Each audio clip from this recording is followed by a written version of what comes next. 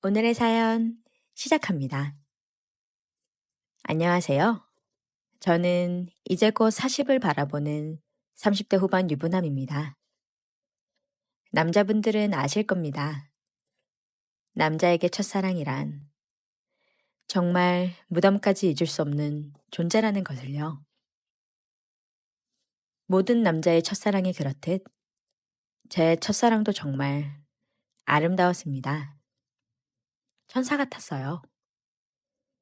대학에 가서 처음으로 사귀었던 여자친구였는데 둘 다 정말 풋풋하고 귀엽게 사랑했습니다.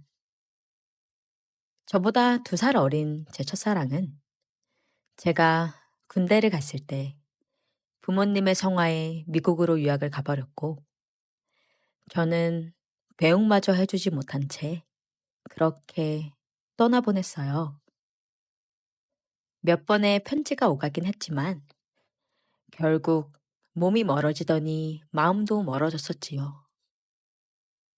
너무 사랑했던 여자라 그녀를 잊는데 정말 너무나도 힘들었습니다. 시간이 약이라고는 하지만 그녀가 없는 생활에 익숙해진 거지 그녀를 완전히 잊는 법은 없더라고요. 잘 살고 있는지 언제나 궁금했습니다. 그럼에도 알 수 있는 방법이 없어서 그저 마음속 깊이 묻어두고 현실 생활에 집중을 해야 했어요.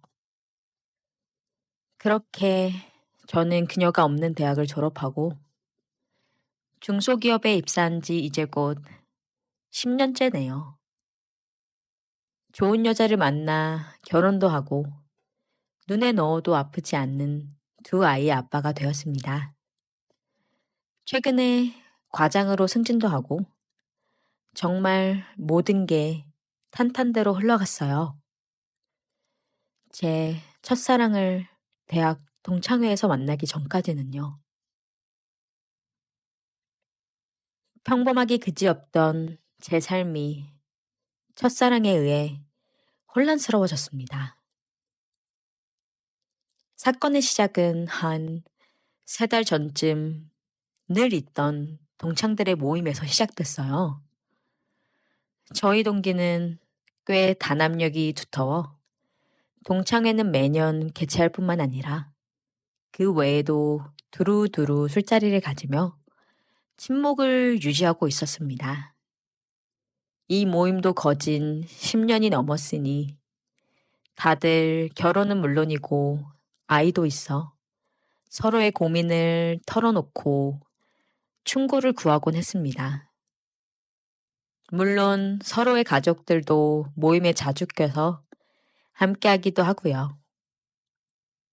이 중에는 항상 모임에 빠지지 않는 6명의 친구들이 있었는데 그중 A라는 친구가 그날따라 저는 꼭 와야 한다며 신신당부를 하더라고요. 사실 저도 항상 모임에 빠지지 않는 멤버 중 하나라 그냥 장난으로 하는 말인 줄 알고 별 생각 없이 지나갔습니다. 모임 당일날이 되었고 이상하게 그날따라 마감이 일찍 끝나 모이기로 했던 시간보다 30분 정도 일찍 도착했었어요. 자주 모임을 가졌던 호프집이라 사장님이 저를 알아보시고는 바로 테이블로 안내해 주시더라고요. 그러면서 하시는 말씀이 오늘 다들 일찍 오시네요. 일행 중 한 분이 벌써 자리에 와 계세요. 라고 하시는데 누구인지 의아해 할 틈도 없이 자리에 앉아 있는 그녀가 보였습니다. 제 첫사랑 그녀요. 순간 제가 이제 헛것을 보는 건가 싶어서 자리에 앉지도 못한 채 그대로 서서 굳어버렸어요. 그러자 그녀가 일어나 제 앞으로 왔습니다. 오랜만이야, 오빠. 잘 지냈어? 제게 말을 거는 제 첫사랑은 거의 20년 만에 만났음에도 불구하고 정말 그대로였어요. 세월의 풍파를 맞은 건 저만의 일인 듯 그녀는 아직도 맑고 하얀 피부에 도톰하고 붉은 입술, 가녀린 체구. 달라진 거라고는 제 마지막 기억 속의 그녀는 검은색 긴 생머리였다면 지금의 그녀는 짧은 단발머리였습니다. 그래도 그녀는 한눈에 알아볼 수 있을 정도로 그대로였어요. 정말 그대로 아름다웠습니다. 그렇게 어영부영 자리에 앉자 그녀는 대뜸 그냥 얘기를 하더라고요. 유학을 간 뒤 쭉 미국에서 생활하다가 결혼까지 했는데 집안에서 맺어준 결혼이라 결국 마음이 맞지 않아 이혼 후에 미국 생활을 접고 한국에 오게 되었다고 하네요. 대학 졸업 후 A가 미국에 몇 번 놀러 갔었던 적이 있었는데 그때마다 만나서 같이 놀면서 계속 연락을 주고받고 있었다네요. 한국에 돌아온 후로는 제가 보고 싶어서 A에게 말을 하니 동창 모임에 한번 나와보는 게 어떻겠냐고 하길래 덥석 알겠다고 했다고 하네요. 첫사랑이 이런저런 얘기를 꺼내는 와중에 동창들이 하나둘씩 자리에 도착했고 다들 그녀를 알아보고는 반가워하며 거의 그녀의 환영 파티가 돼버리는 바람에 그녀와 단둘이 얘기를 하기는 어려웠습니다. 술도 오가면서 저도 그녀의 눈빛을 계속 마주쳤었어요. 우리는 계속 서로를 의식했습니다. 보통 이 모임은 3차까지는 가는데 다들 첫사랑 그녀를 축하해 주느냐 들뜬 나머지 많이 마셨는지 힘들어하는 바람에 결국 그렇게 마무리가 되었습니다. 동창들은 이제 나이가 나이인지라 예전 같지 않다며 그래도 오랜만에 보니 너무 반가웠다며 다음에 꼭 다시 나오라고 그녀에게 신신당부를 하며 하나둘 자리를 떠났어요. 그렇게 왁자지껄했던 술자리가 한 명 한 명 빠질 때마다 조용해졌고 결국 저와 그녀 단둘이 남게 되었습니다. 그녀가 나를 떠나고 어떻게 생활했는지, 무슨 일이 있던 건지, 이혼은 어쩌다가 하게 된 건지, 아이는 있는 건지 정말 궁금하고 물어보고 싶은 게 잔뜩 있었지만 밤이 늦어 저도 그녀를 보내고 집에 가려 했습니다. 우리도 이제 일어나자며 자리에서 일어나 호프집을 나서는데 그녀가 취한지 살짝 비틀거리는 게 아니겠어요? 혹시라도 넘어질까 걱정이 돼서 얼른 어깨를 잡아 그녀를 부축해줬더니 그녀가 제 손을 잡고 저를 올려다 보면서 오빠는 여전히 자상하네 라고 말을 하는데 술에 취해 살짝 풀린 눈과 상기된 얼굴이 저를 미치게 했습니다. 술을 마실 예정이라 차를 가져오지 않아 택시를 태워 그녀를 집에 보내려고 했어요.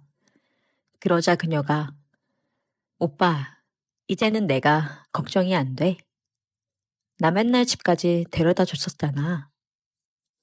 라고 말을 하는 게 아니겠어요? 내가 어떻게 너를 걱정하지 않을 수가 있겠어. 너가 나한테 어떤 존재인데. 라는 말이 목구멍까지 차올랐지만 술에 취한 그녀에게 제 진심을 이런 식으로 말하고 싶지 않아.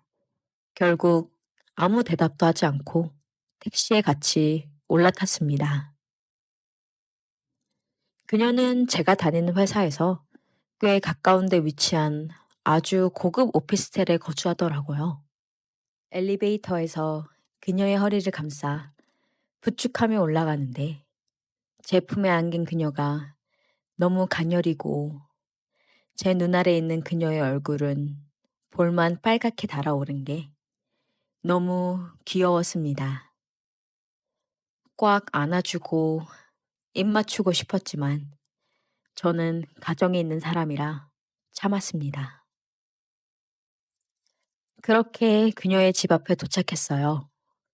그녀는 저에게 비밀번호를 불러주며 문을 열어달라고 하더라고요. 당황스러웠지만 술에 취해 잘 안 보일 수도 있으니 문을 대신 열어주었습니다. 그리고 정말 거실 소파에 그녀를 앉히고 집에 갈 생각이었어요.